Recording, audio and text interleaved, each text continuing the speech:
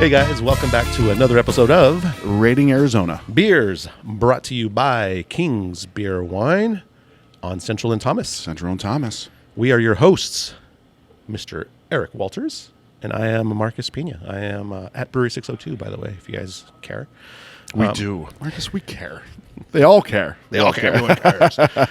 So the beer we're bringing you today, and King's is, hosting us to do today. Much love to Kings, for sure. God, oh my God. Is Prickly Pear Wheat Ale. This is a wheat beer. It's a wheat beer Yep. with prickly pear, brought to you by Grand Canyon Brewing Company, coming in at 4.5% ABV? 4.8% ABV? Dang, what's the IBUs? Probably less than 30, I would think. I don't know. 18. See? Yeah, you were right. On both of them. Nice work, my friend. 12-ounce can. Nice. It's Prickly so pear. cute. It is. You don't see these I very don't see often anymore. little Yeah, I know. 12-ounce cans I'm like, I feel like Andre the Andre Giant the holding it. Giant. Yeah. But Prickly Pear Wheat. So what's the deal with this thing? Well, so prickly pear is obviously native, right? Yep. It's an Arizona plant, native. Cacti. Yes, cacti. So it's the fruit from the cacti, even though my grandmother usually used the cactus itself and Like the what Nopales. Nopales, yeah. and make nopalitos with some red chili. And anyways, so I've had quite a few beers with prickly pear, actually. Yeah, it's a pretty subtle ingredient. Yes. Like it adds more color, I think, than Yes. anything. Yeah, which is cool. Yeah. That's really cool. Yeah, Yeah, when you're pouring out a beer and it's pink, that's Yeah. pretty rad. and you're like, dude, there was cactus in here. Like that's what I love about Arizona. You got to be badass to live here, right? My friends all the time at this time of the year, like, dude, f that, man. It's 117. I'm like, you just can't handle it, bro. Can't take it. Meanwhile, I'm like in my AC, like sweating it when it's 74 in the house. Like, we're gonna get 72. But no, I love that. I love the inclusion of native ingredients to beers, and there's a lot of breweries that are starting to do that. So it's really cool to see Grand Canyon not just doing that, but putting it on the grand scale that reach they have, right? Like they're not only is it an iconic brand in the nature of what the brand is, Grand Canyon, they've been around for a long time. You see their beers everywhere. Now they're into spirits and canned cocktails and Alex Phillips, the face of the company is.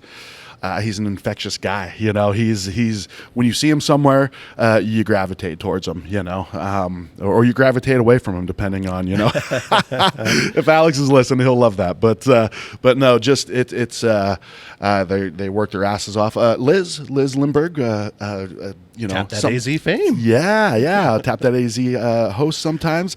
She's the rep for them, and one of the reps, I should say. But no, they're kicking ass, man. It's really cool to see like their logos on the side of like huge trucks driving down the road and stuff. You do see them quite a bit, yeah, for sure. I've never ever been there, and the funny thing is, my youngest son, he's like, Dad, I want to go to the Grand Canyon, and I'm like, why? Why? He's like, well, I mean, we live not here. the brewery, but the actual Grand Canyon. He wants to go to the itself. Grand Canyon, and I'm like. Well, this would be a great excuse to go to Grand Canyon Brewing. Yeah. Why you don't think it's? I'm thinking of. You don't think it's that great? Like you would like? Oh well, I mean, having been there enough times as a kid and sure. stuff like that, and it's impressive, right? I mean, it's a giant crack. Yeah. Beer name right there. Giant crack. Yeah. So anyways, why don't we crack it open? Speaking of crack, with Marcus, you need to get your son up to the Grand Canyon, man. Yes, we're gonna go to the Grand and go to the Grand Canyon Brewing Company in Williams. Dude, that facility, that place is great. I mean, it's huge. The best. I say Lazy G has a really, really cool merchandise section in their brewery, in their tap room. Grand Canyon's their store is awesome, and you can't avoid it. It's right when you walk through the front doors. It's on both walls as you're walking in to get into the into the area. But great food, great beers. Like they have I don't know if it's real trees growing in there, but you like trees. Probably. Yeah, you got the big Wow. It's cool, man. It's really cool. So, yeah, take your son to the Grand Canyon and get yourself some fresh Grand Canyon beers. Sounds like a plan. Interesting. This is not as... it's not as pink as I thought. No, I was expecting this thing to be really dark. Yeah, purpley. so it does still come in almost it has a slight hue to it. A little bit, yeah. But it almost is looks like the Hefeweizen we just had. It really does. Yeah. It's like that deep gold color, unfiltered. Yep. With a slight compact white head on there. And again, I thought too the head would be like pink almost. Sure. Yeah. We see And that's prickly pretty common for a prickly pear. Yeah. for sure. Well, let's get a dry by aroma. See what we got. All right. Interesting. That's That very is interesting. Interesting. Yeah. That smells like brew day, right? So you're getting like that wort kind of Yeah. aroma or like that mash. That mash aroma. Mash. Yeah. Yeah, you know, You getting that too? a little bit of like that sour mash even, Yeah. you know? Yeah. Yeah, I don't really get, so I get a lot of earthiness. Okay. To me, it's real earthy, you know, like, and it's probably from the prickly pear. Prickly pear, You know, I yeah. had this beer with a bunch of prickly pear in it before. It was a hazy IPA with a ton of prickly pear in it. And it was really earthy, Yeah. like super, super earthy. Are you saying one in particular? Yeah, just one beer I've had before. Well, I assume the brewery cut down on the Zappa hops in order to make a. We did a prickly pear version of Tap That Easy Hazy. That's what he's saying. And yes, it was very earthy. It was, And it's that, yeah. that earthiness, you know. Yep. So that prickly pear brings a big, big earthiness to this. And I'm sure, you know, putting it in a wheat beer, that's an interesting combination. Yeah. You know, because wheat's going to bring earthiness anyways. right, yeah, it's going to have that earthiness. So it's a very interesting combination.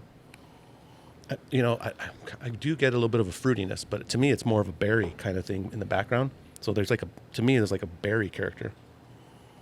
Man, it smells very interesting. It's very interesting. Let's get a taste on it. Yeah, let's do it, man. Yeah, cheers. Cheers, buddy. Cheers to taking your son to the Grand Canyon Yeah. Brewing Company.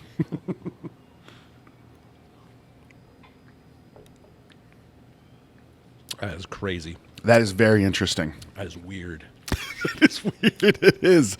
You know. So immediately the initial, as soon as it hits your tongue, it's super grassy.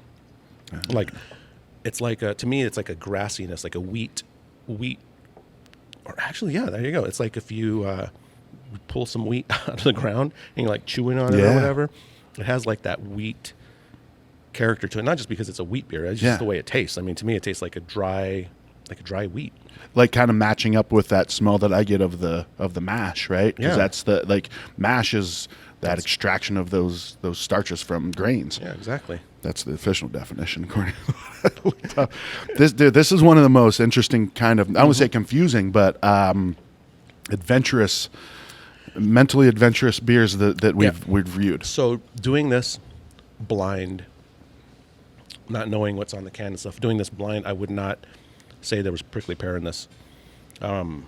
It does seem like there's a fight between, it's either the hops and the fruit or just the fruit in general.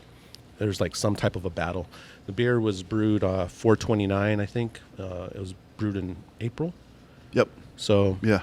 I mean, it's only a couple months, so it's not old. But there's an interesting fight going on for some reason in this beer. It's my take on it. Yeah. No, so one thing that it kind of, there's a beer that Front Porch does called Chime Time. Have you had Chime Time? I have not. It's like a cherry lime blonde ale, I think, but it's got some like tartness to it. It's a blonde ale with some tartness to it. I get a little bit of that with this. Like, first of all, I wouldn't have guessed that it was a wheat beer, right? Do you do you get that at all?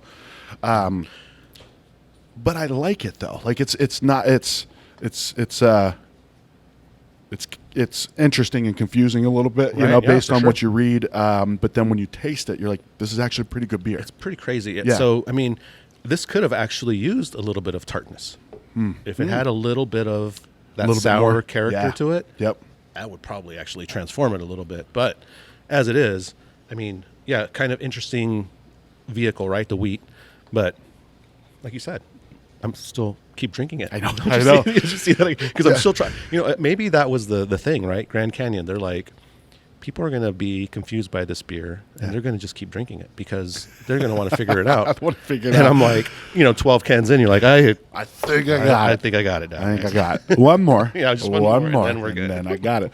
Now the first taste that I took it almost had like a candy taste to it, like a like a candy version of prickly pear, right? You know how there's like there's cherries and then there's like cherry candy. Yeah. Like I love cherry candy. Cherries themselves, like that's okay, right?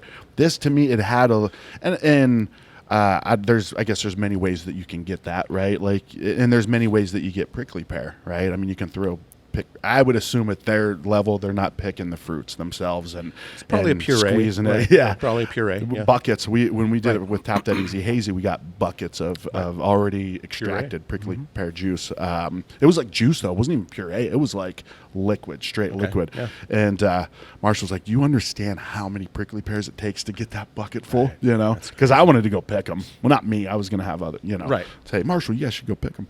But very interesting beer for sure. Yeah, it definitely took on the character of. So prickly pears is not really sweet. It's earthy. It's actually has an earthiness to it, and then it has like a little bit of a sweetness on the back end. But it's mainly like a real earthy character. It tastes. It has that earthiness to it. To me, I mean, I'm actually, I dig it. I dig it too. I dig it. too. Yeah, Grand Canyon. Like, don't just follow us along on this journey here. We're figuring this thing out. I've never had it before, obviously. So, all right, here we go. Right on top of the label, it says "Live curiously."